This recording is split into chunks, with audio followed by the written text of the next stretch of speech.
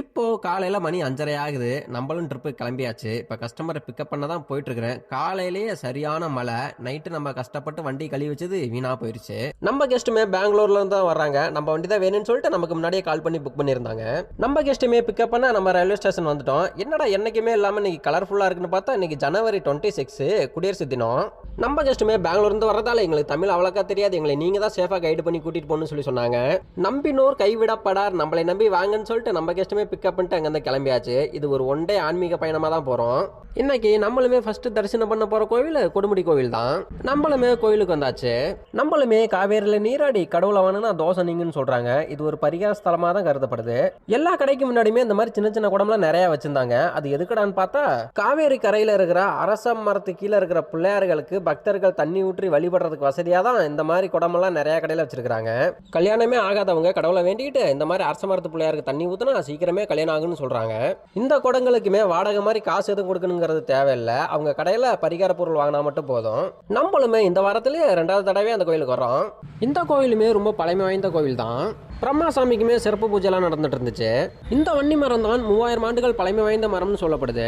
நானுமே மாற்றம் தரும் மகடேஸ்வரரை கும்பிட்டுட்டு வந்துட்டேன். அங்கேருந்து கிளம்பி நம்மளும் நேராக கரூர் வந்துட்டோம்.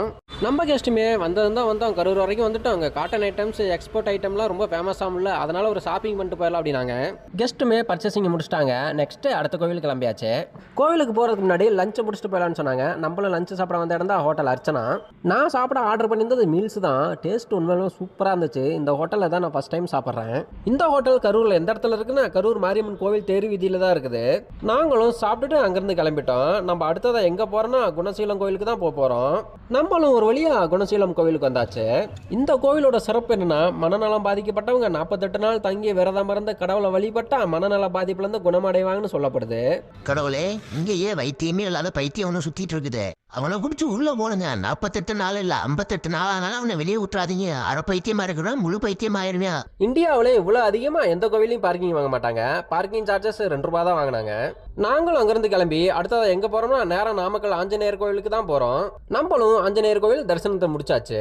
அடுத்ததான் நம்ம எங்க போறோம்னா நேரம் சேலம் தான் போறோம். சேலத்துல அவங்க டிராப் பண்ணா போதும். அங்கிருந்து அவங்க நேரம் பெங்களூர் போறாங்க. நம்மளும் சேலத்தை ரீச் பண்ணியாச்சு. நம்ம கெஸ்ட்டுமே நைட்டு சாப்பிட்றதுக்கு நல்ல ஹோட்டலா தான் சொல்லுங்க அப்படின்னாங்க.